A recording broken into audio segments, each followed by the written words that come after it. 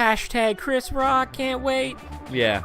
And then end of the show, and it's a picture, it's a picture of them. And then end of the show was like hashtag poo, and it's like got 3 frowny emojis in a row, right? It's and like, then a poop emoji. and then a poop emoji.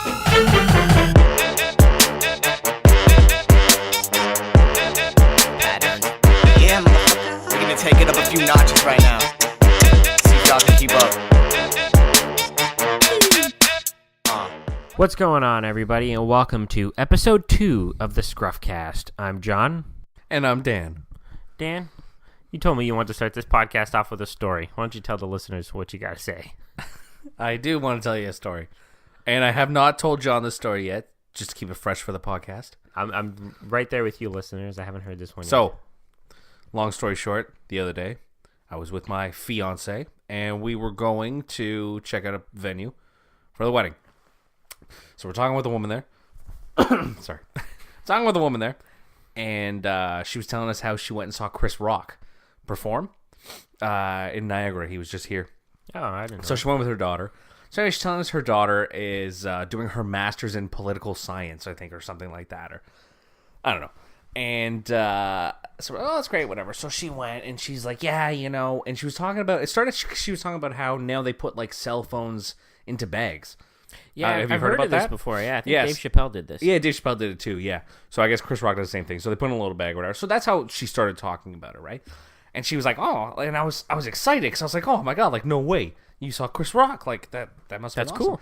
Yeah, I was thinking that. And she was like, oh yeah, but it's like, who's going to film his stuff? Nobody was taking his jokes, that's for sure. And I was like, oh, like what? Like he wasn't good? Yeah, he used to be like legendary. I know. And so she was like, oh, like, well, you know, my daughter, she's like really political correct, you know, like you can't say like, you know, this or that or the N-word in front of her. She's like saying this stuff, right? I was like, oh, okay. And she's like, yeah, you know, but like back in my day, that's just the way everybody talked. It was normal. And I'm thinking like, I don't think the N-word was normal back then either, but I don't think it was normal. this woman wasn't 80, you know what No. I mean? Yeah, so anyway. And yeah, she was just like bashing the show and just said how like, you know, oh, he wasn't very good. Oh, you know, he's using all these like bad words and my daughter didn't enjoy it. Like the point I'm trying to get across, it's just the political correctness stuff. Drives me nuts. Like somebody drops the N-bomb or he says gay or, you know.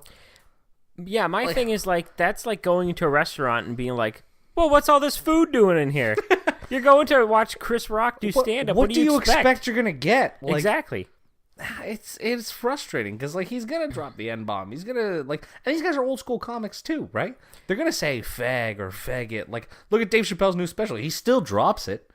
Yeah, and you know what I mean. He got some flack over it. You know, articles came up online like, "Oh, Dave Chappelle was out of comedy for 10 years and he learned nothing," as if he was driven out of comedy because he was, you know, wasn't popular anymore. I know, right? yeah. He was on top and he left and did his own thing and came back. And it's like, yeah, I understand, you know, people get upset and people get offended, but it's in comedy, there's kind of nothing really that's off limits for you to expect people to joke about. Yeah, exactly. And that doesn't mean that, you know, everything's okay or everything's cool, but I think that if you're going into a comedy show and these things happen, you shouldn't necessarily be surprised or like feel like I can't believe that. How could they do that? Yeah, their job is just to go up there and make jokes. These are all just jokes. That's their job. Like, everything he's saying is a joke. Like, yeah, it's not like you're running into him seriously. at the supermarket, right? Yeah, and he's like, you faggots, you like. He's not doing that. He's just saying a joke on stage. It's part of the act. It's part of an act. That's all it is. It's like a movie. If you watch a movie, it's almost like part of the persona, right? Like you got to think these guys have been doing comedy for like 10 years, 20 years, yeah, maybe even longer than that, and the world was a different place, definitely. So if you're coming up, even 10 years ago, right? So if you're coming up and you're kind of built up this comic persona and you're doing things one way, you're not like everything's not just going to shift all of a sudden, right? And I think that if you as a consumer, like comedy show goer, were expecting that, like I don't know what you're expecting. Yeah, were they just like, oh, Chris Rock? Oh, I don't know. Maybe he's like some sort of fusion of like rock music and comedy. I'm going to go check this out. Like, have you not heard of him before? Like, if you're going and spending money to go see a stand-up comic, you would think like, oh, let me look him up on YouTube or something, right? Yeah, I know. And that's the first thing. It seemed like they knew what he was all about. And like, oh, we're seeing Chris Rock. Great. Like, can't wait. And you're shocked? Have you, like, it's not like those tickets were cheap. Those tickets were probably like $150 each. Yeah, Chris Rock's a big name. You're paying that just to see, oh, this guy, Chris Rock? Like, no, you're paying that for somebody you know. Like, yeah, I'd pay $150 to see Dave Chappelle, you know? Oh, yeah. And I know what I'm going to get. It's going to be great. Like beginning of the show, they're on Twitter, and it's like, hashtag Chris Rock, can't wait. Yeah. And then end of the show, and it's a picture, it's a picture of them. And then end of the show was like hashtag boo, and it's got 3 frowny emojis in a row, right? It's then a poop emoji. and then a poop emoji. They have a poop emoji where like they've only got the single poop emoji, right? Yep. Where it's got the 2 eyes. I think on some phones it's got a smile, but there's no frowning poop emoji, which I find kind of strange because you would think. Usually, if you're sending a poop emoji, you're substituting it for like the word shit or something shitty. See, so you kind of want a frown face on there. I don't. That's not how I see the poop emoji. Poop emoji I see is just like, it's just funny to me. Like, you know, it's just like the way my mom uses it. She'll just like, "Are you home for dinner?" And I'll be like, "Oh yeah, what are we having?" "Oh, we're having this." I'm like, "Oh, okay, sounds good." And then she just sends me a poop emoji after that. Like conversation's over. Is this what's happened after dinner? I'm pooping. Here's the poop emoji. A conversation over. Yeah, it's kind of bizarre. Like, speaking of things like 10 years ago, 20 years ago, it was hard enough to imagine, like, texting back and forth, right? Yeah. Like, 10 years ago, the first iPhone came out, so maybe, like, 15 years ago. It's hard enough to imagine texting back and forth. And now you have, like, emojis going on. Like, Little just faces. maybe within the past couple years, I've got my dad texting, and, like, English isn't his first language, right? His first language is Portuguese. But he can speak English perfectly fine, but his spelling's a little rough. So it kind of goes based off of, how it sounds when you say it. So he's just like, I'm just going to type it like that. So he'll usually message me and be like, "Hey, son, how's it going?" But it's literally A, the letter A. "Hey, son, how's it going?"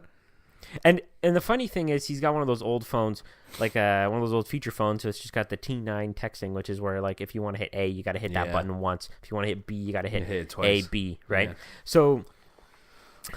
So sometimes there's spelling errors and stuff, and then he has to put spaces in between, right, in between the letters. But his eyesight's so bad that he'll put 2 spaces, so it automatically puts a period, so everything's capitalized. Oh, jeez. So it's either the first letter of everything's capitalized, or it's just auto cap locks all the time. Funny. Like one time he sent a message to my sister. He was gonna go like, "Hey, sweetie, how's it going?" But it's like, "Hey, sweaty." I'm like, "Oh, well, it's summer. I don't know." And then now you have emojis, right? And it's just like if I try to explain it to him, I couldn't even get him to put like the colon and the one bracket to make a smiley face. No, I know. If I try to explain emojis, he'd be like, "What is this emoji crap?" You know, my mom's incredible with his GIFs. Oh, like man, the GIFs. Oh man, her I GIF love game GIFs. is just incredible. Like, I don't know, you'd have to see it, and obviously can't do that on this, but I'll show you after. It's pretty impressive. Just imagine the best GIF you could imagine, the GIFs. and that's what Dan's mom sends as GIFs. Oh, going back to the comedy. Yeah. Hear about Louis C.K.? Oh, Jesus, yeah.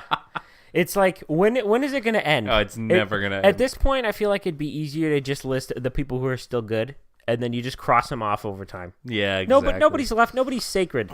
See, back in the day, you thought, like, nice, wholesome family man, Bill Cosby, raising his family. Even he's not sacred. He ends up being this, like, terrible guy. Raping everybody out there. It's terrible. Yeah, and, like, what the most terrible thing was about all this, so when I first heard about it, because you, like, heard what he did, right?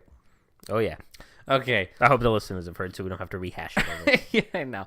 So if you watched any of his, like, stand-up specials and stuff like that, he's weird, and he talks about, like, masturbating and stuff all the time. It's like, I've seen one or two of them. and how gross he is and whatever, right? Yeah. So when I first heard these allegations and what he did, I laughed, because I was like, yeah, that sounds just... That stand-up was a true story? Normally you listen and it was kind of like, whoa, yeah, that sounds like that's something exactly like what he'd do. Like, I kind of laughed about it, and then it turns out it was true. And, it's a little fucked up. But, still kind of funny. He asked, Well, yeah, you gotta give him credit for that. Are we gonna have to edit this out of the podcast? I hope not. If anybody's made it this far, like 9 minutes into the podcast, they're probably already terrible people as it is. Yeah, I guess you're right. They're sitting around using their free time listening to us. I hope they're not driving. They start throwing up. Oh, I can't listen to these guys anymore. They gotta pull over into the shoulder lane. Like, okay, how far does it go? And like, I understand, like, sexual harassment is bad, sexual assault, that's bad. I'm not saying it's a good thing. I'm not condoning it. Of course not. But like, how I don't know. I'm not educated enough on this topic, obviously, to speak properly on it. But like, he didn't touch him. He didn't, like, I know, like, if you walk down the street with a trench coat on, naked underneath, and woo, flash junk to some people. Yeah, that's no bueno. It's no bueno. But like, I don't know.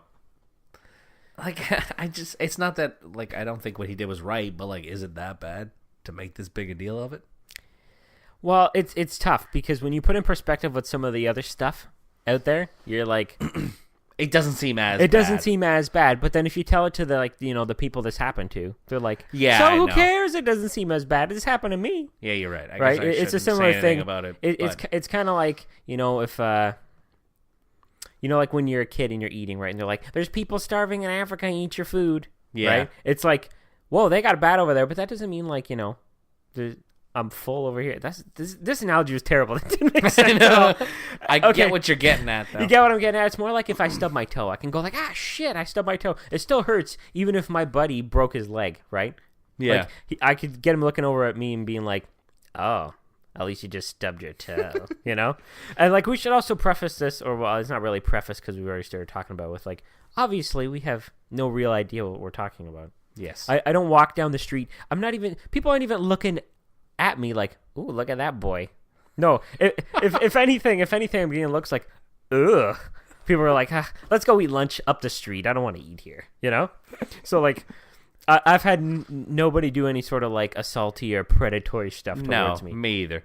But the way I'm thinking about it is, okay, so Kevin Spacey, let's say, right? All of his junk grabbing that he was doing. Oh, yeah. So let's say I'm in that position and he comes, grabs my junk. I'm like, what the fuck, man? That was an aggressive grab. Yeah, what the hell is that? I'm going to feel a little violated. I will, right? But if I'm sitting in a room and Louis C.K. whips his dick out and just starts going to town, I'm going to be like, oh, man, what are you doing? That's weird. And then I wouldn't feel nearly as violated in that sense. And I probably wouldn't feel violated at all. I'd be like, oh, you're a weird dude. I'm going to get out of here. And that's that. Yeah, I guess it's different. They're women. It is different, obviously. Yeah, definitely different. I don't even know why we brought this up. Yeah, it's a little bit of a tough topic. Yeah, we can't talk about this. We're in too deep now. We've already started talking about it. Yeah, all right. Well, let's keep going, I guess. All right. Oh boy, I don't even know how we move on from this one. I wish I could just be like, oh Dan, what about that story you got? But that story actually, you got let us hear. I have another story. I hope it doesn't lead to this again. Okay, but how many roads lead down this path? We'll see. In Hollywood, apparently everybody's going down this path, and it's a bad time. Here we go. This is another story. So I got a friend. We have a friend. We both know this person. So he was at a restaurant the other day with a date. So after the restaurant is done, he went to go pay his bill and tip.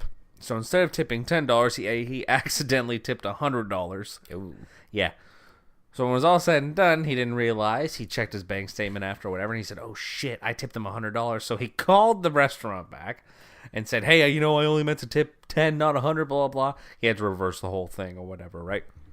But my question is, what is the proper amount to tip? Because what this really leads back to is that was an $80 bill that he had, and he only tipped $10. You know, that's the real concern of all this. That's a little bit shortchanging. 100 is obviously a little too high, but $10? 100 is absurd. Woo. You better be getting an extraordinary meal for $100. Yeah. For a $100 tip. Better be getting some Louis C.K. treatment in there, too. Oh, Jesus. Call him back. That's it. I'm not. No more. I'm not. Call him back to the previous thing. This is going to be the shortest run podcast ever. Might be. And I don't mean like this episode. I mean like they were on the air and it was canceled. Yeah, this will be it. The thing is, it's like self-published, so you can't even cancel it, and yet we're still canceled. Hashtag boycott the ScruffCast. This is going to be all over Twitter. We're going to be getting poop emojis flung our way. How about we get a hashtag I stand with the ScruffCast going? We get some t-shirts made. Yeah. Just a couple of guys sitting around shooting this shit about stuff they don't really know. If you wanted informed opinions and like people who knew what they're talking about, you wouldn't be spending your time listening to us. That's right. Anyway, back to the tipping. So $80 bill the other night, $10 tip. I feel like that's a little low, is it not? It is. Like 10% would have been $8, so it's like a little more than that. So it's like 12% or something like that. Yeah. Which I actually, guess it's not isn't okay, it as actually low? doesn't seem as bad as I thought, but Like, what is your tipping practice like? Do you round it up? So if you get a bill, it's like 49 something. Do you round it up to like 55 and add the extra change? yeah, it kind of depends. Like, what we went out for dinner tonight. My bill was 31, but I felt like 35 would be a little too low, so I just gave $6 as a tip. So you just I give like don't a nice really round have number. a practice. Like, I just kind of just go by whatever. I'm pretty standard. I always pay with like a credit card, so then the machine comes over and I go tip by percentage. You do percentage, eh? Yeah, and I punch in 15. That's what I do every time. I always do dollar. That's like the standard. For a while, I would try to go by dollar, and then I would round it up. But then I'm like, this person over here is getting like a $6.02 tip, and I'm like, I'm spending an extra 2 cents and just inconveniencing this person. Yeah. Because now that I'm thinking about it in this moment, there's no pennies. So do they They're just not not even get getting that $2? 2 cents. It's just being Taken out of your bank account, but it's not going anywhere. Yeah. It's like fake money. It doesn't even really exist. Well, neither is any of the money in the bank. It's just numbers. Yeah, no. Yeah, I always go by dollar. Like, whatever. But there's different modes of tipping. Like tipping a pizza delivery guy. Yes, this actually reminds me of a story of when we were kids. Oh, I think, okay. Well, like, okay, one sec. Like, it's like, if it's a $35 pizza, let's say, it comes to your door delivery, what are you going to tip the guy? $3 maybe? That's exactly the number I But had if in it's mind. a $35 bill at a restaurant, I'm you can tip a little more. 15%, which is going to be like $5 almost. Yeah, exactly. But yeah, when you said $35 bill for pizza, I was thinking, yeah, $3. Why does it seem fair? Why does the delivery the delivery driver get shortchanged? It's a tough life out there. They got to start driving electric vehicles, so then they got to pay for their gas. Yeah, but when you think about a restaurant, though, you're not just tipping the waitress; it's the cooks, right? Usually, these places do tip outs, right? So all the money goes into a pot, and a percentage goes to each person, right? So you're also like tipping the cook in a sense. You know what I mean? And they're the person that deserves some of that tip too, at least half. Half? Like of your tip, I guess. But I was going to say, if it's $6 tip, 3 goes to the waitress, 3 goes to the cook. He cooked your food. She just brought it out. Yeah, but if you got complaints, she handles the complaints. Oh, she goes and gets the manager. Can I speak to your manager? This steak, I asked for medium well, and it's just medium. They're coming in with that haircut. That can I speak to the manager haircut? Can I speak to the manager? It's bad news. That like certain type of bob. Oh, God. You're just done for. Now, what if you go to a restaurant and you're like, oh, that service is really good, or that service is really bad? Or, well, let me ask this. Do you ever go like, wow, this was like really good service, I'm going to tip more than the norm? Does that ever happen? Yes. Like, does it happen often? No. I would say it's pretty rare. Now, is that just because... It's not because we're just getting awesome service everywhere we go, so the standard is like, well, everywhere is awesome service, you got to be really great to exceed it. Yeah. I think it's just kind of like the status quo. Like, yeah, like what do you consider awesome service? Like, you know what I mean? At the end of the day, they bring you your drink, they bring you your food. The way I see awesome service is like, don't come by and bother me every 5 minutes. But also don't disappear when I need the bill. Exactly. Got to find that, that healthy middle point. Yeah, especially the worst is when they haven't said, oh, I'll get you the bill. It's before they come by, that time you need to ask for the bill. Mm-hmm. What's good is if they come by and they have the bill already, they just happen to know, like, oh, they're probably ready. Exactly. And then if we decide to order some more stuff, you just throw that bill out and get another just one. A piece of paper. Not a big deal. If I want, a fudge brownie dessert. I'm getting the fudge brownie dessert. It's just add more to the bill, more for the tip if you go by percentage anyway. Yeah. I find that the issue, though, is kind of, it's like that's the home stretch, right? You're like, okay, I just want to get my bill, then I'll give this person the tip. And then if you're waiting forever, it increases the likelihood of them not getting as good of a tip because you're like, eh. So how often does it happen where you actually go, oh, that service sucked, and then you tip lower? Does that ever happen? Lower than the norm? Or you just kind of like status quo 15% every time? I don't know. Like, I probably have tipped lower, but I'm not one of those people that, like, tries to make a point and you give a 5-cent tip or something like that. Like, yeah. I won't go that far. That's kind of... I just don't care enough. You know what I mean? I'm in there for an hour. Like, oh, I didn't get great service. What am I going to do? like lay on the ground, kick my feet. Like, who cares? Like, yeah, I'm a little bit of a weenie. Like, if I'm like, ugh, I waited forever, that sucked. I'll bump that 15 down to 14 sometimes. I've done that before. I've bumped it down to 14. Or sometimes I've been like, ugh, no, I'll just give 15 anyway. Which is like, what the hell? I'm working hard for my money. Yeah. Right? You know, that's the thing. I go by the dollar. I go by dollar, right? So I just kind of see. I don't know. You wait and see, right? Just round it up to whatever. Yeah, exactly. It's easier if you pay by cash, too. Just put a certain amount on there, right? Yeah. Another thing is the whole point of tipping. Mm-hmm. It sucks. It's putting the onus on me to pay these restaurants and their servers based on the service. Where in other parts of the world, it's like rude to tip. Yeah. Right? Like here in North America, there's the minimum wage, and then the minimum wage for jobs like this, where tipping is involved, are lower. Yeah, they're much lower. Right? So it's like the restaurant saying, I don't have to pay them as much. You pay for the food, and you handle the rest. Yeah. I don't even know cover how this the came rest of about. their wage. Yeah, you cover the rest. Yeah, I don't right? know. I don't know. You know what? I got a story when we were in Florida a couple years ago. We went and ordered a pizza from like a pizza place down the road or whatever, right? We went and picked it up, and like, I don't know how it's like in the States, but here in Canada anyway, you order the pizza. If you go pick it up, you pay, and then that's that. So we go there or whatever, and I wasn't there, but my dad was paying or whatever, right? So it was like $21 and something cents or whatever. And so I gave him $25, and she puts the money in the cash register and closes it. And my dad's like, can I have my change? She's like, oh, we don't have any change. What? And he was like, I gave you $25, like whatever. She's like, okay, let me go to the back. So she goes and gets the change or whatever. But it's because she like was expecting the tip. For just standing there and taking the money? Yeah. That's what homeless people do. Like, they just stand there and take money. It's the same thing. You go to McDonald's. You know what I mean? Am I tipping at McDonald's? No. Why am I going to tip for pizza? Because McDonald's is a bigger company? No. You price your pizza accordingly. That's right. Mr. or Mrs. running this pizza place. It was good pizza, though. Really good. Speaking of pizza and tipping, though, reminds me of a story when we were kids. Right. I think it was this summer, and we've eaten our fair share of pizza over the years. And we ordered a pizza, and we couldn't drive at the time because we were too young.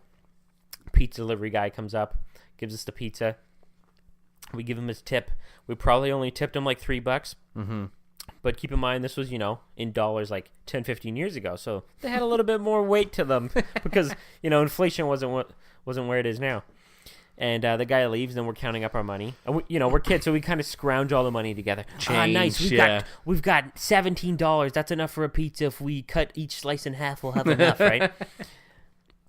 Then the guy goes and gets in his car and starts to drive up the street, and we have to chase him down the street and be like, hey, wait, because we accidentally tipped him too much and we wanted a toonie back or something like that. I don't think I was there for that. And even worse time was the first time as a kid I ever ordered pizza. My parents went out, right? So it was like the first time I was on my own. I was going to order pizza. I think I was watching my younger sister at the time. And I call, right? And I'm like, and keep in mind, I must have been like, I don't know, 12, 13, yeah, right?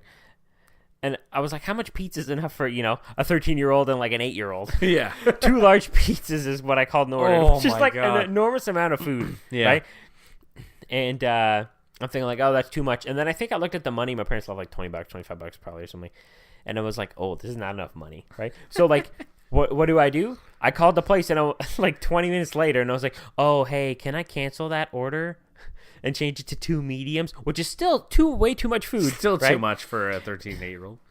So they're like, oh, okay, because it's like, it's one thing to like send food back at a restaurant, but who calls and orders pizza and then calls and says, I don't want that pizza Yeah, anymore? I know. That probably never already happens. on its way.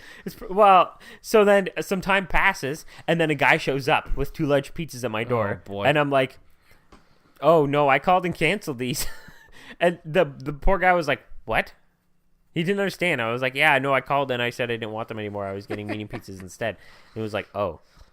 So then he leaves, right? So he's probably pissed off. I wonder if he has to like pay for the pizza out of his pocket or something. I don't know. Yeah. But then eventually another guy shows up and he has the 2 medium pizzas. I'm like, perfect, just enough pizza for 2 kids, which is like an extreme amount of pizza. And then I get the pizza, I hand him the money, and he's counting out the change for me. And I didn't know you're supposed to tip. Oh. You're supposed to tip. So he's counting it out.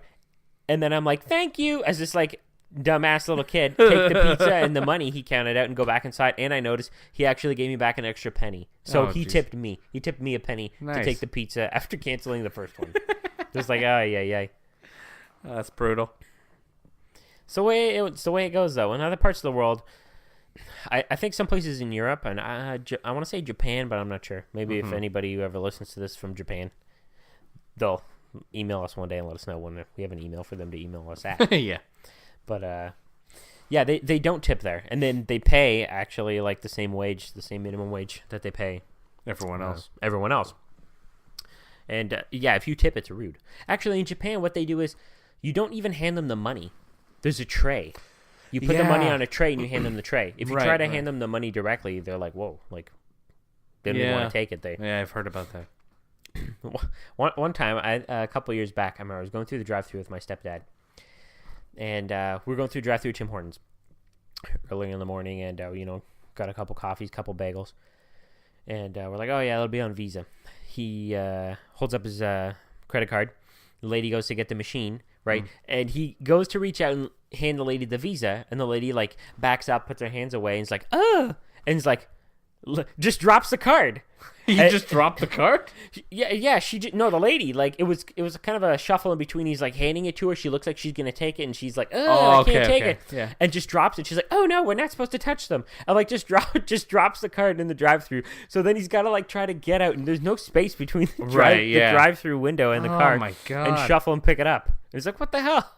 And they wasn't allowed to touch the card, as if like, I don't know, maybe somebody got in trouble for skimming cards or something. It was ridiculous. So you had to like pull the car forward and go back. And it's funny you mention that now, because like, yeah, they never take your card. You go to a restaurant, or you go, I'm trying to think about a restaurant normally, right? Yeah. Or a convenience store or whatever, right? And you pay debit or whatever.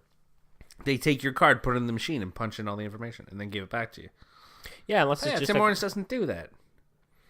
They just like, here you go. They just shove the machine in your face. Maybe they don't want to have any lawsuits or something. Yeah, probably something to do with that. One rogue employee was like skimming all these gift cards. Yeah. These credit cards. And then they got in trouble. Now they don't deal with it. Yeah. Bizarre. All right. I think that's enough about tipping. Yeah. We managed to stretch out a pretty mundane topic. But into quite a while. It is Halloween time, isn't it, John? It is, Dan. It's that time of year. So, speaking of stupid stories from our childhood, like having the pizza delivery guy tip me, I want to go back, talk about some other stupid stories from our childhood, specifically about this time of year, Halloween. I want to know, what sort of costumes did you have as a kid? Did you wear the same thing a couple years in a row?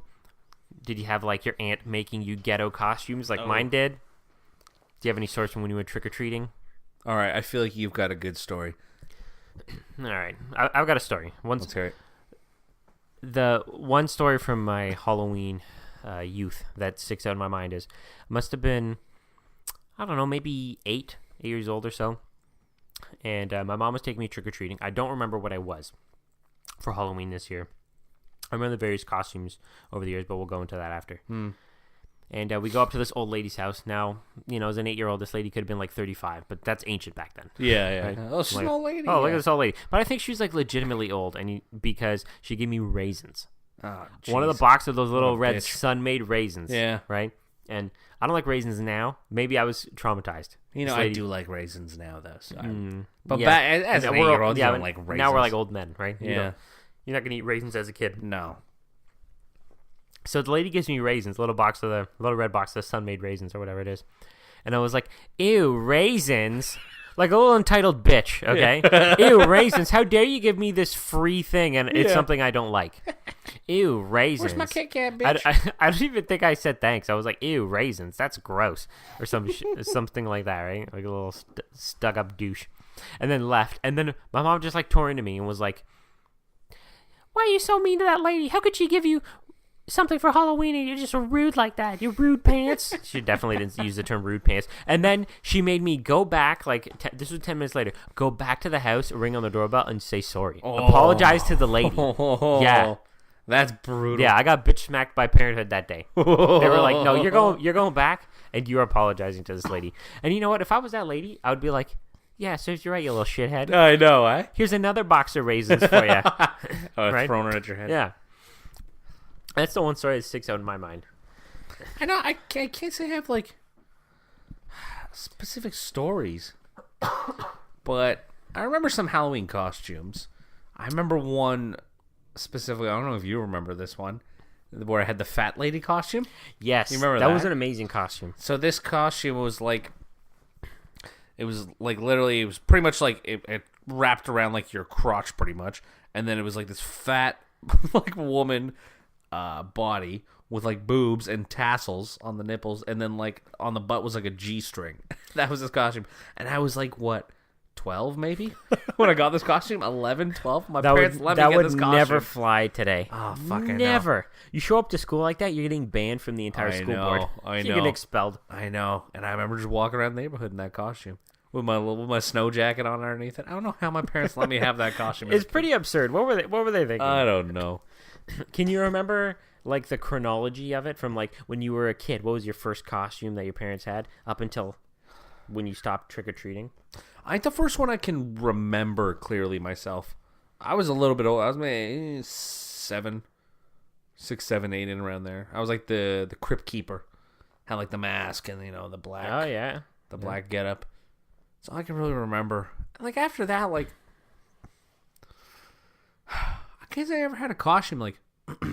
I had the Scream mask. But it was the remember Scary Movie, the What's Up? Remember? Oh that? yeah, that was. It was that mask, so it had like the little tongue sticking out the side. Yeah. I had that mask. I'm scary, but I'm funny. Exactly. Man, I don't know. I have a funny Halloween story. We're a bit older, and I think we were in high school by this point, maybe grade 9, and we were walking around the neighborhood, or whatever. So we decided to egg this one girl's house, who I'll tell you this girl's name off the podcast after. Okay. So we decided to egg this one girl's house. So we went to her house, whatever, and we stood outside with a bunch of eggs. It was me, a couple other people, and we just started launching eggs at her house. And then we're like, ha ha ha, and we ran around the corner. And as we run around the corner, she's there with like some of the other girls we knew. She's like, hey guys, what's up? We're like, oh hey, what's going on? Like, yo, you want to come with us? We're like, yeah, sure. And we tried to like play it off. We just like hung out with them for the rest of the night. Thank God they weren't walking back that direction. I know. Imagine 2 minutes later. You'd be like, oh my God, who would do this? That's so terrible. I can't believe anybody would throw eggs at somebody else's house. You think about it now, and you're like, man, if my kid was throwing eggs at somebody's house, or better yet, you're like, if some little shits were throwing eggs at my house, I know, I'll be fuming. Because as a kid, it's fun, right? But then the next day, the dad's out there and he's scrubbing eggs off. Got the power washer off, and then it's going to stink. And if you got a dog going eating up the eggs. But, as a kid, you're worry-free. You don't get to think about stuff like that. No, you don't. That's incredible. Yeah. What about you? You got costumes? Any good ones? So I can't remember all of them in order, and there's a couple years I forget. But the first costume I ever had, I think, as a little kid when I was like 1 or 2, was a clown, I think. And now keep in mind, as a kid, you don't pick the costume. Your parents are just like, let's make him a clown. Mm-hmm. Yeah. I have no idea why. But then after that, the next couple years, I was a cow. Just like yeah, it's a little bit of foreshadowing, like oh yeah, he's a clown, he's gonna be goofy, and a cow, he's gonna be chunky, right? Chunky, not fat. Chunky, sorry. Yeah, I was like a cow, and you stood up and had the udders and everything. That's come on, world's cutest cow over here. Don't have a cow, man. And then I don't remember after those next couple years, but I don't remember like years like 5 and 6. Maybe I just wore the same costume for a while. But my aunt, I don't know, she was like making my costumes, and it's not like she was like, a seamstress or something. It was just like, I'm going to make the costume. Maybe I feel like just like was, didn't want to shell out the money for costumes as a kid. I don't know. Or they try to wrap it up like, it's fun. Your aunt's going to make the costumes. You can be anything you want, right? So one year I was Zorro. Because I remember I used to love the movie Zorro with Catherine Zeta-Jones. Yeah, that was good. Right. And the Antonio Banderas, wasn't it? Yeah, the one scene when she's standing there and he goes, and he like slices up her dress or whatever. And it's like, ooh. I remember that. When you're a kid. Ooh, sliced up a dress. And I bet if you would watch it now, you'd be like, wow, I was totally like pre-cut. I know. But as a kid, it's like amazing. So Zorro, a couple years, I had the little like raccoon eyes type mask, right, and a little hat, and it was like Zorro. Right? Did she make all that stuff? She probably didn't make like the mask. I don't know. Maybe she did. Maybe she took one of those like old lady sleeping masks and just cut the eyes out or something. And they're like, "Who is this ghetto Zorro?" Yeah. And another year, I was a ninja. Okay. I think she made that as well. I don't know, what was it? It was just kind of like a black top with like a little face mask type thing. Right. I have no idea. Then it kind of gets a little hazy. I don't quite remember. But in the ninth grade, I guess I was thinking like, I'm too cool for a Halloween costume. Mm-hmm. But then I was like, oh, but I want some candy. So I was like, I'm going trick-or-treating. So I tried to come up with a costume I could just make on the fly. So I was a hobo. I remember I hiked up like one leg of my pants and I wore one winter boot. Right. And I took like Vaseline and kind of put it on my face and took coffee grind so I looked like a, like all dirty. And like all dirty man, and scruffy. Good, I took the end of like the inside of a like Delicio pizza box and I wrote like, we'll trick or treat for candy or something. Oh, man, that's actually pretty like good. That and tied string around and put it around and that was it.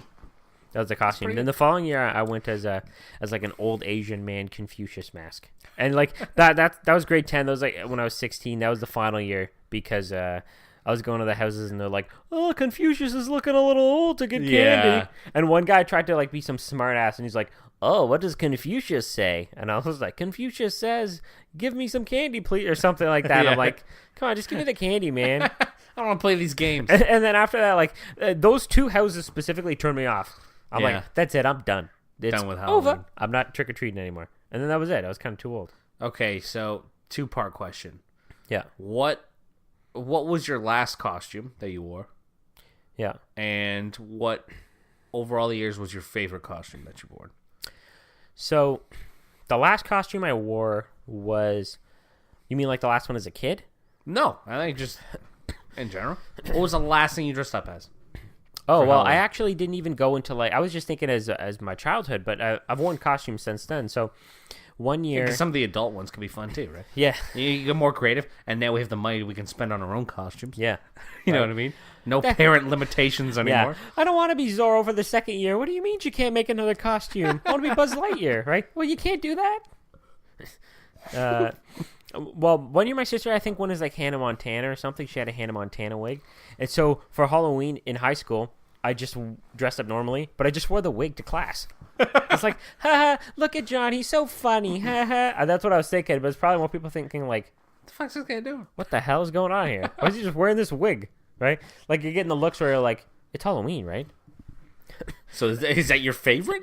No, I was still going through the timeline. I was just kind of going up until I stopped trick or treating. But then after that, I was a hot dog for a couple years in a row. Okay. Because my brother had the hot dog costume, and he wore it one year and he was done. And then I wore it more years than him, but it kind of got a little more snug each year. And it was like it's time to retire the hot dog. Well, yeah, your brother's like 12. Yeah. What do you expect? I fit in it fine. A couple too many hot dogs. I don't fit anymore, but. And I actually got a hot dog costume for my dog, so it matched. Oh, so boy. That was kind of funny. So it was a hot dog a couple years in a row. One year my stepdad got a giant burger costume, so we were a hot dog and a burger. That's kind of funny. And then most recently, well, a couple years ago at the Royal Ontario Museum, every year they do this thing where they open the museum, the ROM it's called. They open the ROM on a Friday night. I think they do it once a month, but every year they do a specific Halloween one. So everybody shows up in Halloween costumes. You know, there's like food tickets and drink tickets, and they're serving like alcohol and food inside the museum, and they're giving tours and stuff. So I went a couple years ago, and I was like, oh, I don't have a costume. So I went as like just Halloween colors. I was like a black dress shirt and an orange bow tie. It was like the lamest costume of all time. But that was a couple years ago, and then I went this year, and I went as the lumberjack because I've been growing my beard out. So I got myself a nice plaid lumberjack-looking jacket. I've had my beard growing out, so I just put on a little beanie hat and suspenders, and boom, lumberjack. And I had a plastic axe. That's pretty good. Yeah. So that was the last thing I dressed up as. My favorite costume, though? Yeah. I think it might be the cow one as a kid, because I would just look so adorable. But it might also... Compliment yourself. I just look so good in it. Yeah, well, the listeners can't see, so they just picture, like, you just, little cow. A little cow. Okay, fair enough. Me. Now I'm a big cow, so... Yeah. What about you? What was the last costume you had? Oh, last costume I wore, it wasn't this year's, the year before. We went out to a bar, and my fiance wanted to dress up as Jigsaw from Saw. Yeah. You know, with the little guy on the bicycle and stuff like that. And I had to work that day. I had to work late, and I wasn't interested in like doing any of this stuff. So what she did was I was going to be one of her victims. So she literally I didn't do anything. She bought a white t-shirt for me. She like splattered like fake blood on it. And I literally went to the bar in a pair of khaki pants and moccasins. Comfy dead guy. Yeah, it was great. It's a good time. It's that not bad. That was my costume. So it was weak. It was a weak costume. Yeah, there's always those people who like take it too intense. When I was at that thing at the ROM, there was a person, I think this might have been the best costume I saw there. Mm-hmm. And they were Mario, but they weren't just Mario. They were spray painted all silver. They were metal Mario. Oh my God. Back in the day, Super Mario 64. Yeah. I was like, that's an amazing costume. That's so good. Like, yeah, that's pretty in depth. But like, oh man, all the work to like they even had a mustache, like a cardboard mustache, I think, and even that was like glittery silver. I was like, oh man, going home, getting in the shower after, it'd be brutal. Sparkles for days. Yeah. I think my favorite Halloween costume was not that long ago. I bought a penguin costume, and I was at like the Halloween store with my sister.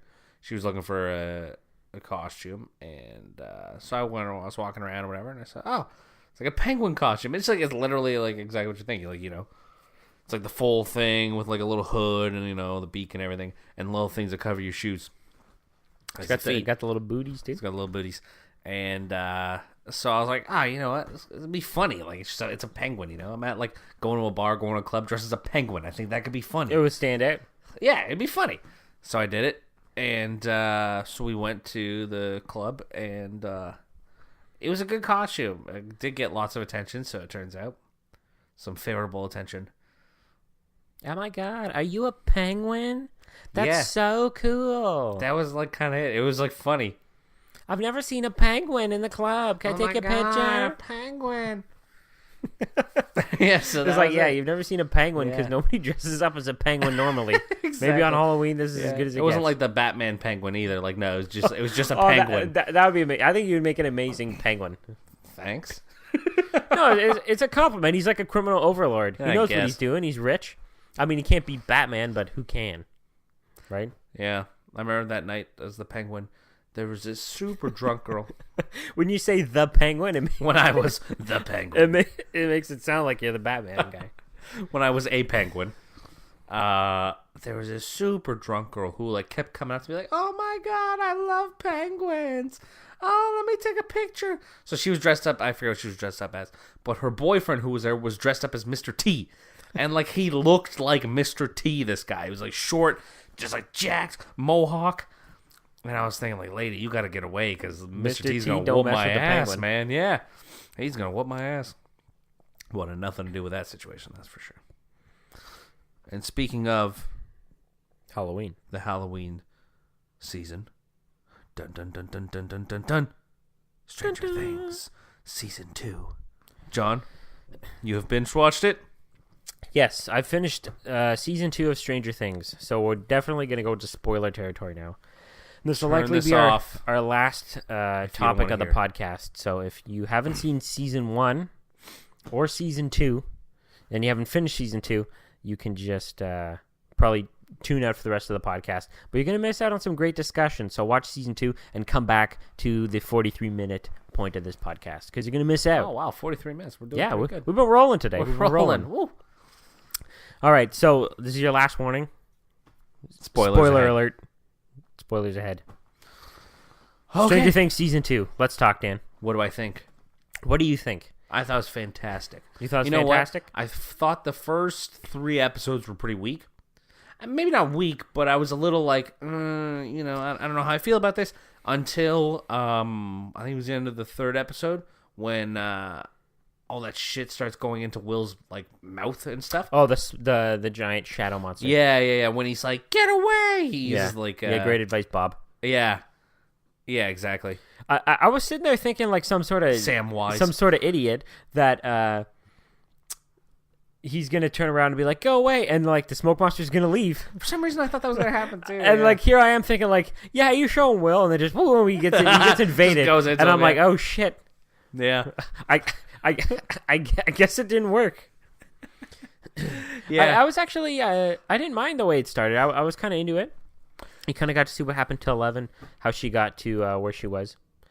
Yeah, I just thought it was it was like a little slow. It was just kind of like I was waiting for the intense shit, which came in a hurry. Yes, it definitely picked up. So let me ask you this first. Yes, what did you think of season 1, and how season 1 ended before it actually went into season 2? What were your thoughts? I liked it because I thought it left kind of a lot of kind of open ends. Yes, and kind of a lot of new ideas that they could explore in season 2.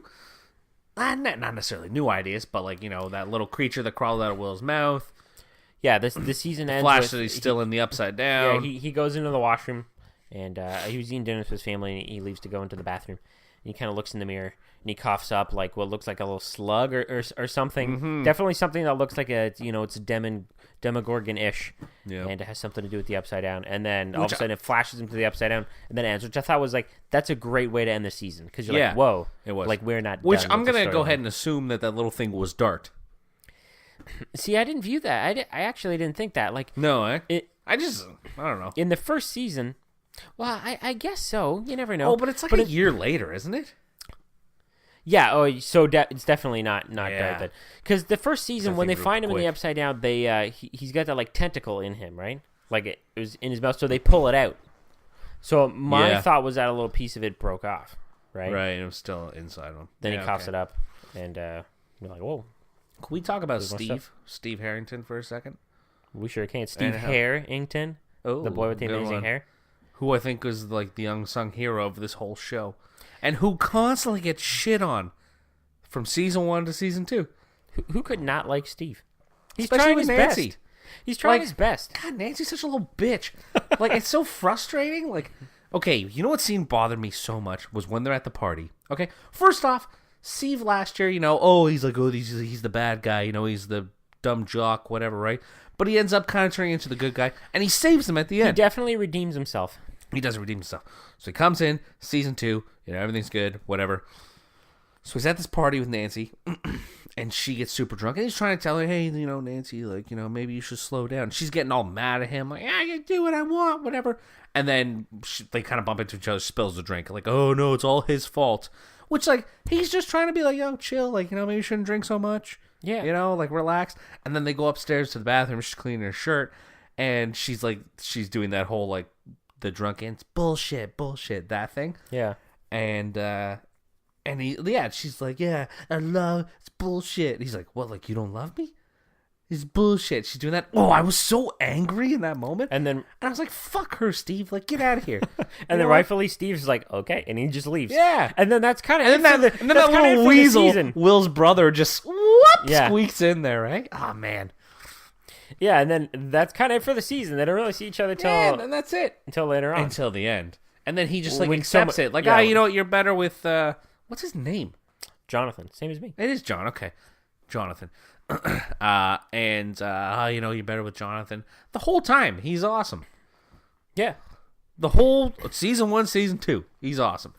He is. He definitely starts out as a bit of a jerk in the first season. That's the way they tried to. But he quickly sort of redeems himself, and then this season, it's almost like he probably wouldn't have been such a big character in this season if he wasn't like so well received in the first season. Yeah. Like, you're like, oh wow, we got this great character. What are we gonna do? Toss him away? We gotta keep him in the story. Yeah, exactly. He's definitely the unsung hero. You know what? What I kind of didn't like about it, about the show was the 2 new characters they added. The girl Sadie, was that her name? No, it was Max. Right? Oh, who's Sadie? Sadie's, I think that's made up. Unless there's somebody named Sadie I don't remember. Was Sadie... Maybe that's her name in real life. Because you know what? I watched the Beyond Stranger Things. Okay, I don't mess with those because I don't want it to, like, ruin the illusion. Which sounds so cheesy, but it's like, I'm watching there and the kids are like a year older now and it's like, oh, yeah, I'm going to get my driver's license next year. And I'm like, I don't want to mess with this. These are just these poor, sweet kids from Hawkins, Indiana. Yeah. And they're dealing with stuff from the upside down. I don't want to know about real life. Okay, Max. But her name's Max because of Mad Max, right? What's the brother's name? Billy. Who looks just like Rob Lowe. You think so? There's this picture of Rob Lowe from back in the day. I think in the movie St. Elmo's Fire, and he looks just like him. Jeez. Anyway, he's got the long hair, when he first came in, And I was like, oh man, like, okay, this guy's kind of like the new Steve Harrington, but like way worse. Yeah. This guy's a total douche, right? And the more time goes on, and just like the dialogue he had between him and Max, oh, we're stuck together, blah, blah, this and that, and how he was so mean to her and stuff like that. I was convinced for a little bit that like they were somehow part of the Upside Down. Like there's something going on with these two, connected to the lab or something. Somehow, what's the reason they're here? It just seems so weird. You know what I mean? I was like, something's not connecting here. You know what I mean? You don't see any parents at all until finally you do see the parents, and you find out, oh, this guy's a jerk to his sister because his dad's a jerk to him. Exactly. So I was like, okay, you kind of understand that part of it, but still, it's like, ugh. Well, what bothered me is what they did with that character with Billy, because like he was such a douche. But, like, I thought there was going to be this redeeming, like, thing in the end for him. Like, when he shows up to the house and whatever. But it's different. He just has a change of heart, beats right? the shit out of... Yeah, that's what I was hoping. He whoops Steve's ass. Shit out of Steve. and then his sister scares the shit out of him. Yeah. Oh, she scares him. Like, well, she can't, she almost hit him right in the junk with a bat with spikes on it. I'd be like, okay, maybe I'll leave it alone. But then that was literally it for him in that show. Yeah, I think after he gets beat down... Oh, no, you see him at the very end when Max is getting ready to go to the dance or whatever. He walks by and he gives this look. And I don't know if the look is kind of like, oh, I'm going to leave it alone now. Or if it's like I'm not going to be a jerk. Like, you don't really know. Yeah, I know. Right? Yeah, I just thought it was more. I thought it was weird. Because I was just expecting, like, oh, man, these two new characters, like, they're kind of putting a lot of focus and attention onto them. Yeah. And they seem like such like intense characters. At least he did anyway, right? Like there's got to be something important going on here, and I feel like there wasn't. I felt like if you left him out of the show, it wouldn't have made a difference at all. Yeah, you know what I mean? I agree. Yeah, there would have been the show would have run the exact same. The only thing it gives is that Max gets her moment of like, fitting into the party. Yeah, exactly. Right, by fending him off. Yeah, but it's like she could have done that in other ways. One scene I'm thinking of now that's kind of weird is when Billy and Max are driving home from school, and like the kids, Lucas and Dustin and them, are riding on their bikes. Oh, and he's like speeding up, like as if he's gonna hit them. Oh, he's a freaking psycho, man. Yeah, and she's like, you know what? Hang on. Yeah. And it's like, what was the point? What, did he just want to run these kids over? Like, is he just like an angry guy? I don't know what's going on here. Yeah, I know. And like, that guy's he did a really good job playing that character. I believe he was an angry guy. Yeah, I was like, fuck, I hate this guy. He's a jerk. Like, I don't like looking at him. I don't like, and like, I guess that that means he's a good actor. Like, he's doing his job, right? Yeah. He was in the Power Rangers, the new Power Rangers movie that came out. Oh, really? He was the Red Ranger. I didn't know that. I never watched that movie. Neither did I. Just heard about it. I used to watch Power Rangers as a kid, though. Oh yeah, great show. Well, one thing I found a little odd was like, so Max started hanging out with Lucas, right? And Billy was like, "Oh, we don't hang out with people like that." And I'm like, "Is he like racist?" Was it a race thing? Yeah, that's the thing. I was like, "Is it a race thing, or is it just like she doesn't want him hanging out with other people, or like kids, or like?" I was confused. It felt like it was kind of like a race thing, but like I didn't really know. But they never like said it. They never said it, but like there was never anything else that made you believe that he was a racist or anything else. It was just that. He was just like little comments. He was just kind of angry in general, so maybe he was just like being mean to her, just like, hey, don't hang out with him. Yeah, I have no idea. That was a little off. I don't know. How did you feel about the whole thing of after Will was possessed by this shadow monster? Yeah, where he was able to draw out the whole layout of the tunnels. It kind of reminded me of how, like, in the first season, that she Winona Ryder's character, what's her name, Joyce. She had her paints the letters on the wall, the alphabet on the wall with the Christmas lights. And then Will's kind of speaking to her from the Upside Down through that. And then it's like this season, oh, how are we going to make the buyer's house crazy again? Oh, let's put up all these walls. And it's like this absurd, like, huge map. Yeah, right? yeah. That I kind of felt was like there was a lot of similarities the first season where it was like, oh, that, the house is done up all crazy. You got Will all possessed up. Or yeah. In the first season he was gone, but I definitely sort of retread a little. It was similar to the first season. I felt like it was just like they're going through this whole situation again, but it was just even more extreme now. You know what I mean? Yeah. They definitely had a better twist on it. I liked how, like in the first season, Will was just gone. He was in the Upside Down. They're trying to find him. Yeah. But in this season, it was almost like he was in the regular dimension or whatever it's called, and he could see into the Upside Down. I kind of like the concept of him being the spy.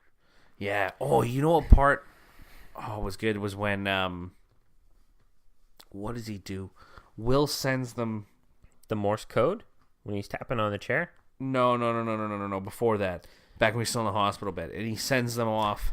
Oh, he sends them to the middle, and they could just get skewered by the and demodogs. He's like, "I'm sorry, he made me do it," or something like that. I was like, "You little fucker, Will!" Like, I was like, so angry. Yeah, but to his credit, Mike tried to warn them, but nobody wants to listen to the kids, even though the kids managed to save the day last season. I know. You give a little credence to maybe these kids know what they're talking about. Yeah. I liked when Lucas tried to explain all this stuff to Max about like all the shit that went down in the first season, and she like doesn't believe him at all. And because like as you're hearing it out loud, you're like, yeah, that sounds a little absurd. Yeah, no, it does. And then soon enough she believes when she's like, okay, yeah, whatever. And then they're like trapped at the junkyard, and all these like demodogs show up. Yeah. And like I'm thinking, there's so many times I'm watching and I'm like, if this was me, like hell I'm doing this. Like when Dustin finds Steve and he says like, hey, I found, this little lizard thing and I put it in the storage basement cellar outside. And he opens the door. He's like, can you go down there and kill it? Like, if I'm Steve, I'm like, hell no, I'm not going down there. Before we even get into that, though, we got to talk about how Dustin found, this little lizard dart. Yeah. And then he hangs onto it. Yeah, I know. Which is, like, absurd. He's just a kid, though, right? Like, but if I was a kid and I saw people that I cared about and my friends almost being eaten by a Demogorgon, I would be a little cautious. But I don't think he knows right away that it's a Demogorgon. Like, because he's talking about maybe it's a new species that's like hasn't been discovered. You know what I mean? He doesn't know. I guess. Until That's it starts true. But like, and then it eats his cat. Yeah, I thought the ending of that episode was really good. That was the 4th episode, I think, because you're like. He goes in and you're like, oh shit, Will is in, or not Will, Jesus, Dart's not in his tank. He's shedded. What's going on here?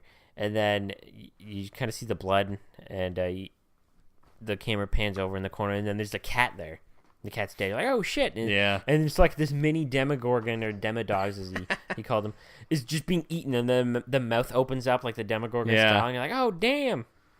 I thought that was a good ending. I just to thought that like episode. the little like back and forth between Dustin and his mom was always really good too. Yeah, because he was kind of like that kid when you grow up who just like talks shit to his parents. Yeah, but he and his mom's just so nice and innocent. Yeah, and he's like, Mom, like, where the hell's this thing? Ah, son of a bitch! Exactly, like if I was a kid and I said that, like Mom would be giving me a boot in the ass. You're talking like that at my house. I know. I just love it. I thought that was so funny. There was that, and then what was one other scene? Oh, the scene where Eleven and Mike finally meet up again. The reunion. Oh boy. The build up, especially after they make you wait through episode 7. I know. She goes on this journey all the way to Chicago. Yeah. We won't talk about that episode. No, that episode, like I get it. That's pretty much all I can sum it up. I get it. I understand why it's in there, but after how great episode 6 was. Yeah, I'm happy I got to episode 8. Yeah, after how great episode 6 was, where it ends with all the Demodogs crawling up out from the Upside Down into the Hawkins lab there.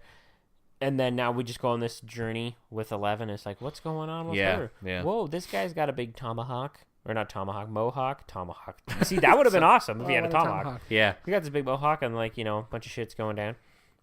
And then she travels back and you're like, okay. You could have just stayed at that cabin in the woods and ate Eggos. I know. And then ventured out. And I guess it would have been the same because Hopper hasn't been back. He's been busy dealing with this shit. I know. So it was like a big sort of lull after episode 6. Was awesome. But and then episode 8 picked up big time. Episode 8 was awesome. Yeah, that scene between Mike and 11 when she first shows up. Oh, man. I almost shed some tears for that, man. Tugging at the heartstrings. It was funny too. It was like these are like two 12-year-old kids in the show. It's like this connection they have is like so beautiful. It's like and like got me thinking. I'm like, these are just 2 kids. Like this is like, you know what I mean? These aren't like 2 grown adults and stuff like that. Like so funny. They did a really good job of like making you buy into it. Yeah, making you buy into all these kids, right? Like yeah. It's a struggle they're gonna have as the show goes forward. Like, these kids are starting to age quickly, so, like, now they're going to be back, and Dustin's going to be back next season. Like, hey, guys! I know. He's already got teeth now. Yeah, his teeth are coming in. What's going on? Dude, that growl he does is so funny. Yeah. Oh, my God. Showing off the pearls, as he calls them. Yeah. So funny. Yeah, like, I think I've read online that they are going to do probably, like, 4 seasons-ish, which I feel like that's a good length for this type of show. You don't want to overstep the bounds. Like House of Cards, Cards, you can't go 9 seasons with this. Like House of Cards is on like the 5th season now, which that got canceled. Now Kevin Spacey done, stuff. Yeah.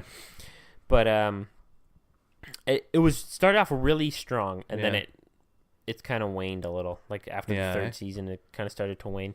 Same thing with Orange Is the New Black, another Netflix original show, where that started off really strong and then kind of started to wane a little again.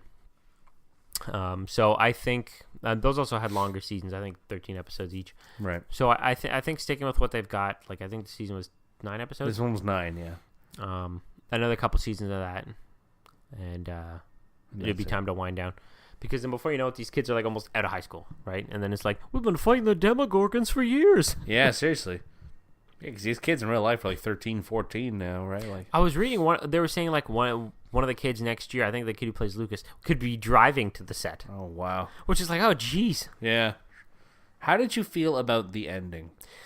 The very ending. So like, it's all said and done. They go to the snowball. They have the dance. Okay, I'm not even talking about that. Like, not even the dance. Like, 'cause that scene was, it was good.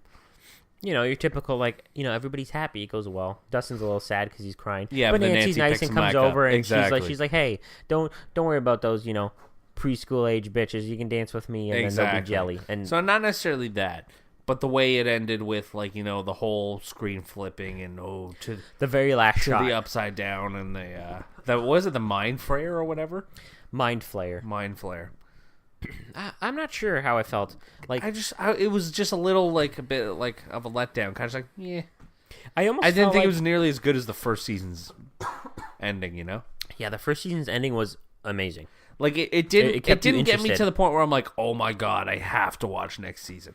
I will, because I think it's such a great show. But I feel like if I had paused it before that final part.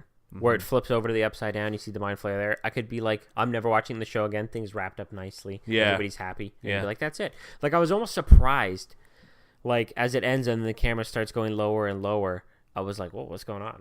Yeah. Because I thought, like, everything ended so happily that it's like, it's almost done, right? Yeah. Like, where else can they go? Not that where else can they go, but it's more like, everything wrapped up so nicely with a nice bow on it. It almost felt like it's sort of the finale. And then, it goes underneath into the upside down, and you see like the Mind Flayer looking over the school there at the giant shadow monster, and you're just like, oh wow, he's looking over the school. Yeah. Right. And I was just kind of like, didn't they beat this guy? But they didn't really beat him. They just kind of boxed him out in the upside down. Like, well, yeah, they stuck him in the. Yeah, they sort of guarded him out. She closed the gate. That was really good. Closed the gate. So it's like, what's going to happen next season? Is the gate going to open? He's going to come back? And also, like, come on, give Will a break. If this thing comes back, if I'm watching next season, the thing comes back and like takes over Will again, it's kind of like a little. I gotta like, be a tough right. critic. I don't even want to be like, oh, I'll stick out the season, but I know that I won't be like, oh, that's it, I'm done, because I have faith that they'll do it right. Exactly, I think they will.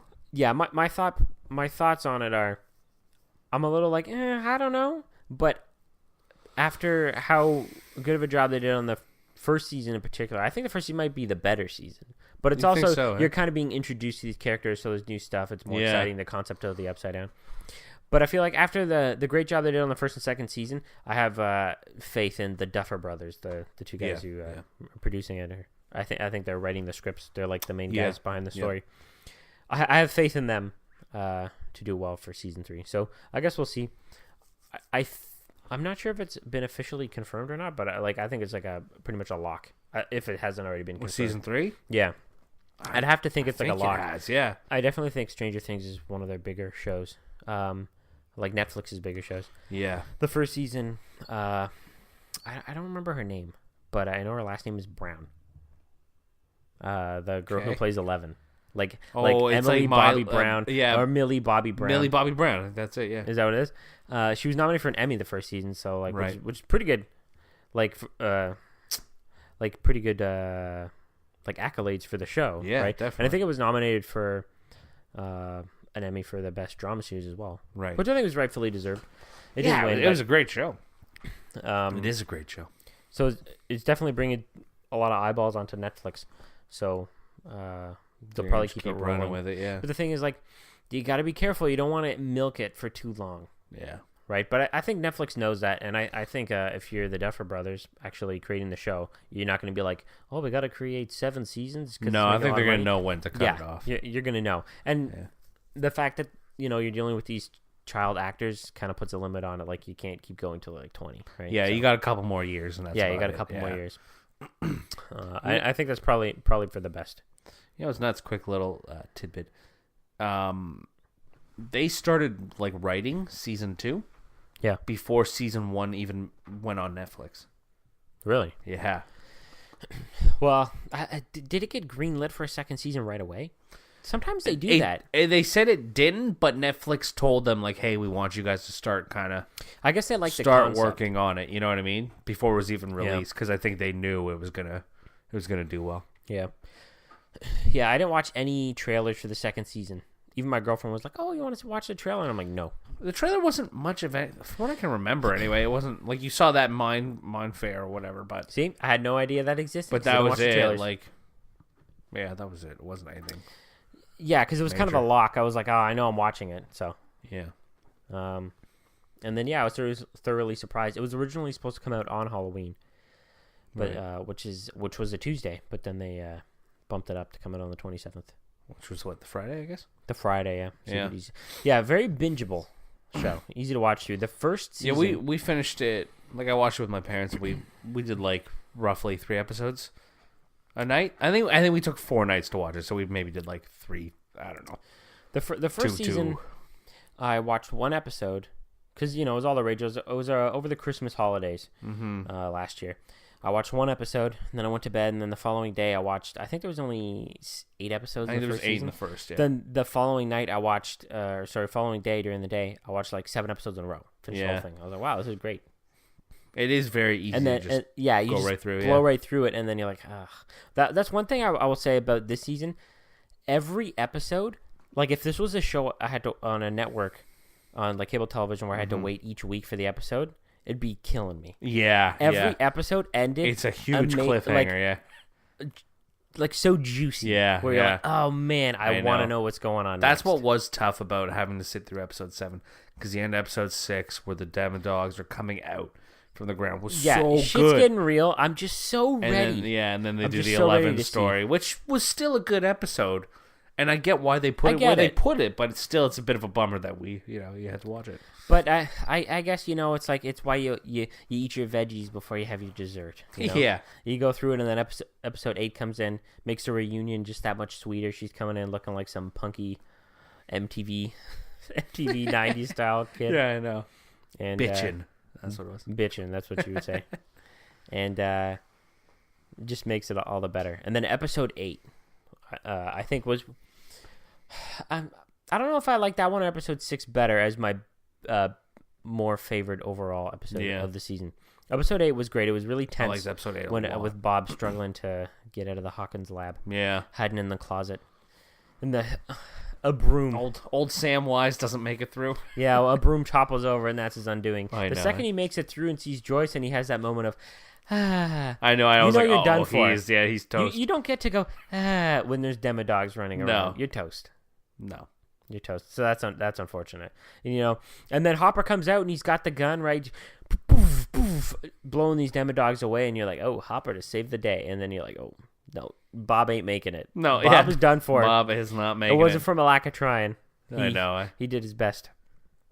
One thing I found kind of odd, though, is why did I can't remember his name, but the doctor who was running the lab was giving Bob directions, right? And he's like, you make it out of here. And he's just like the captain of Titanic going down with the ship. I'll stay here and fend him out. Like, yeah, I guess so, right? I don't know. Because I think he kind of realizes, that he was there to kind of try to clean up the mess, but he also kind of, made more of a mess. Yeah. Yeah, and like at first I was like, oh, this guy's going to be a bad guy. But he ends up being pretty good in the end. Because when you first see him and he's talking to Will, it kind of cuts to a scene of a room where they're looking at all these TV monitors of being recorded. And you're like, do they know they're recording this? Yeah.